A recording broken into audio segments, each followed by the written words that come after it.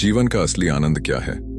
नमस्कार दोस्तों, स्वागत है आज आपका फिर से जीवन बदल देने वाली एक और ज्ञान से भरी बुद्धा इंस्पिरेशनल स्टोरी में। आज की ये कहानी जीवन की तमाम छोटी बड़ी तमाम तरह की समस्याओं से परेशान इंसान को समाधान देगी। Buddha moral story. एक किसान अपने गांव की परेशानियों से बहुत दुखी था।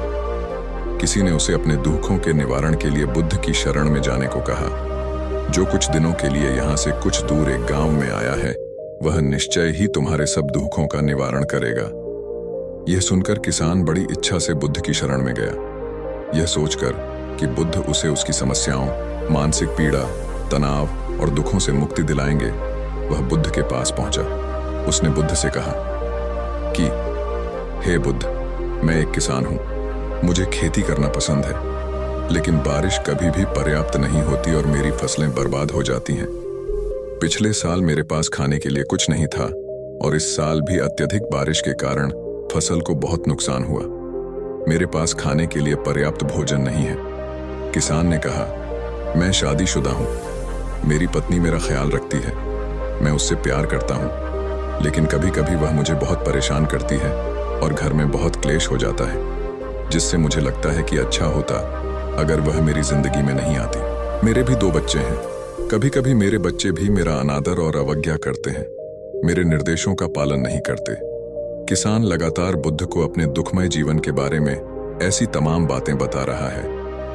बुद्ध उस दुखी किसान की समस्या को ध्यान से सुनते रहे। अपनी जिंदगी की सारी परेशानियां बताने के बाद जब उन्हें राहत महसूस हुई तो वह चुप हो गए। अब उसके पास बताने के लिए कोई और समस्या नहीं बची थी। अब वह चुपचाप बैठकर बुद्ध की ओर देख रहा था और अपनी समस्या का समाधान पाने के लिए बुद्ध के उत्तर की प्रतीक्षा कर रहा था। लेकिन बुद्ध चुप थे। किसान ने फिर कहा, हे बुद्ध, मैं आपकी शरण में आया हूं, कृपया मेरे जीवन की इन समस्याओं का समाधान करें। बुद्ध ने कहा, मैं तुम्हारी कोई मदद नहीं कर सकता।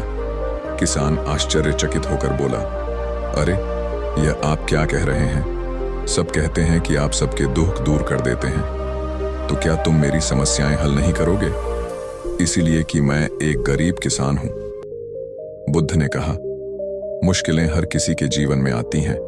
जीवन में दुख और परेशानियां आना स्वाभाविक है। व्यक्ति के जीवन में अक्सर उसके कर्मों के अनुसार परिस्थितियां बदलती रहती हैं, जिससे सुख, दुख, निराशा और क्रोध आता है। नए रिश्तों का बनना, पुराने रिश्तों का बिगड़ना, रिश्तों में मिठास और कड़वाहट, ये सब सामान्य है। यह जीवन का हिस्सा है और यह जीवन का चक्र है। हकीकत तो यह है कि हम सभी के जीवन में 83 प्रकार की कठिनाइयां हैं। इन कठिनाइयों का समाधान आप और मैं नहीं कर सकते, कोई नहीं कर सकता। जिंदगी और जिंदगी में बनने वाले रिश्ते स्थिर नहीं होते। एक दिन रिश्तेदार भी चले जाएंगे और जिंदगी भी खत्म हो जाएगी, लेकिन ये समस्याएं वैसे ही रहेंगी जैसे आज आपकी जिंदगी में हैं और कल किसी और की जिंदगी में होंगी। इस पर किसान अपना नियंत्रण खो देता है और क्रोधित हो जाता है और ऊंची आवाज में बुद्ध से कहता है कि हर कोई कहता है कि तुम्हें एक महात्मा, एक सिद्ध पुरुष, एक प्रबुद्ध व्यक्ति होना चाहिए। मैं इस विश्वास के साथ यहाँ आया हूँ कि आप मेरी मदद करेंगे। यदि आप मेरी समस्याएं हल नहीं कर सकते तो मेरा यहाँ आना व्यर्थ था।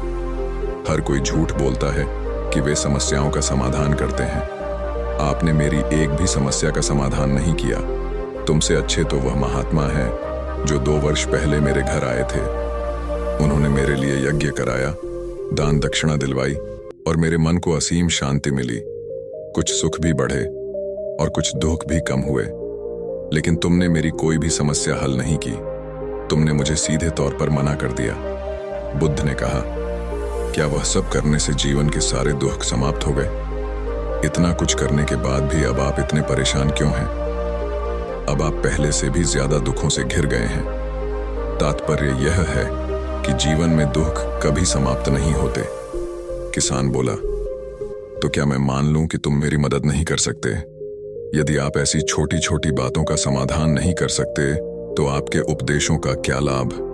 बुद्ध ने कहा, मैं तुम्हारी 84वीं समस्या का समाधान तो नहीं कर सकता, लेकिन हाँ, मैं तुम्हारी 84वीं समस्या का समाधान अवश्य कर सकता हूं। किसान आश्चर्यचकित हो गया और बोला, 84वीं समस्या क्या है बुद्ध? बुद्ध ने कहा, यानी कि तुम अपने जीवन में कोई समस्या नहीं चाहते। आपकी सारी समस्याएं इसी समस्या के कारण उत्पन्न हुई हैं। यदि आप इस तथ्य को स्वीकार कर लें कि जीवन में समस्याएं मौजूद हैं और समस्याएं जीवन का हिस्सा हैं, तो आप जीवन की समस्याओं से विचलित नहीं हो पाएंगे। आप जीवन में आने वाली समस्याओं से विचलित हो जाते हैं क्योंकि आपको लगता है कि आप दुनिया के सबसे दुखी व्यक्ति हैं, जबकि सच्चाई यह है कि हर किसी को अपना दुख सबसे ज्यादा महसूस होता है। लेकिन जिस दिन आप यह समझने लगेंगे कि मेरा कष्ट अन्य लोगों की तुलना में बहुत कम है, उस दिन से कोई भी दुहक आप पर प्रभाव नहीं डाल पाएगा। जब तक आप नहीं चाहेंगे कि आपके जीवन में कोई परेशानी न आए और आप हर दुख दर्द से बचे रहें, तो यह संभव नहीं है। ऐसे में छोटा सा दर्द भी आपको बेचैन कर देगा और आपकी मानसिक शांति भंग कर देगा। अगर आपके जीवन से परेशानियां पूरी तरह से दूर हो जाएं, अगर आपको हर दिन हर पल बिना दुख और कठिनाइयों के जीवन जीने को मिलेगा, तो आप ज्यादा दिन तक ऐसा नहीं जी पाएंगे। एक समय आएगा जब आप हर दिन एक ही तरह की जिंदगी जीने से पूरी तरह से तंग आ जाएंगे और ऊब जाएंगे, क्योंकि जीवन में किसी भी चीज की अधिकता जीवन के लिए भयानक समस्याएं पैदा करती है। आरामदायक जीवन जीने से आप मन और शरीर दोनों से विकलांग हो जाएंगे। तो ऐसे जीवन का क्या फायदा जो बाद में आपको नर्क जैसा जीवन जीने पर मजबूर कर दे।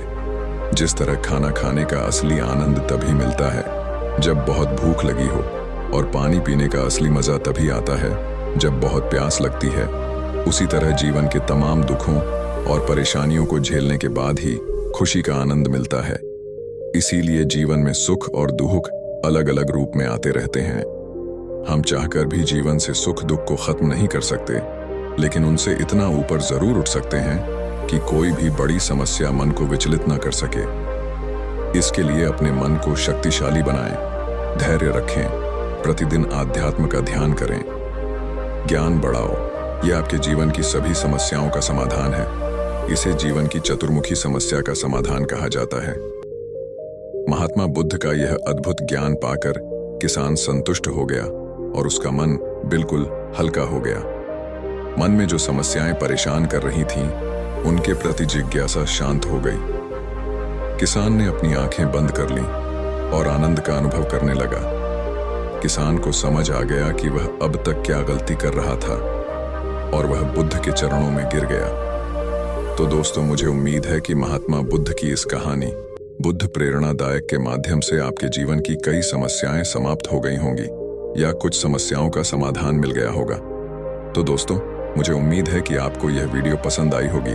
अगर हाँ, तो वीडियो को लाइक और चैनल को सब्सक्राइब जरूर करें और कमेंट बॉक्स में नमो बुद्धाय लिखना ना भूलें। धन्यवाद।